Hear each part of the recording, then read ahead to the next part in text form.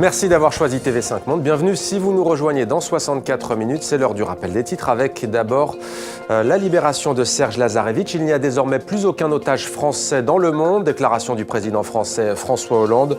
Serge Lazarevic est donc libre après 3 ans de captivité aux mains de la branche maghrébine d'Al-Qaïda. Libération qui a eu lieu près de Kidal dans le nord du Mali. L'homme est en route pour Niamey, capitale du Niger. On ignore si une rançon a été versée. Mais une information revient avec insistance, celle de la libération en échange de 2 djihadistes. Nous sommes ensemble depuis un peu plus d'1 heure. Voici l'essentiel de 64 minutes préparé ce soir par Laure de Matos et Astrid Lefebvre. Il n'y a désormais plus aucun otage français dans le monde. Fin de calvaire donc pour Serge Lazarevic. Sa libération a eu lieu près de Kidal, dans le nord du Mali. Aujourd'hui, c'est la joie.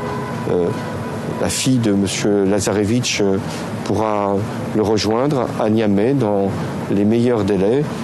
Selon plusieurs médias locaux, il aurait été échangé contre 2 membres importants du groupe terroriste AQMI. Serge Lazarevic était le dernier otage français dans le monde.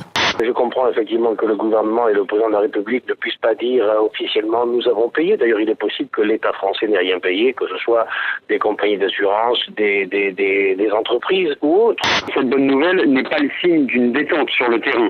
Ces derniers mois, les attaques terroristes ont été plus nombreuses que jamais. Des attaques kamikazes, par exemple avec des voitures piégées, mais surtout des pots de mines et autres engins explosifs sur les routes du nord du Mali.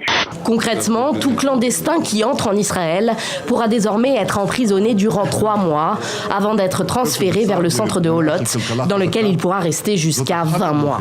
L'objectif est de dissuader les candidats à l'exil.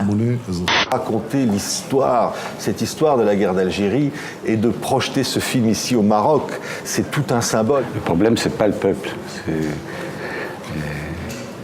c'est presque toujours les gouvernements, les politiciens. Dans les années 50 et maintenant. Elle nous raconte comment elle a assisté à une scène surréaliste où un dignitaire qatari aurait proposé 1 million, voire 1,5 million de dollars à 3 représentants du foot africain pour qu'ils votent en faveur du Qatar.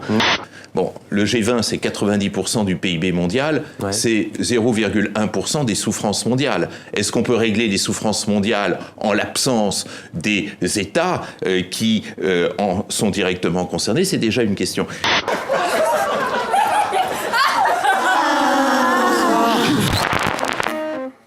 Serge Lazarevic est libre, mais il reste de nombreux otages un peu partout dans le monde, et notamment en Afrique, où sont détenus les jeunes filles et les jeunes garçons enlevés par Boko Haram au Nigeria. Une pensée pour tous ces otages retenus dans le monde. Avant de refermer ce journal, c'était 64 minutes, votre grande édition d'information. Merci à vous de l'avoir suivi. À demain sur TV5 Monde.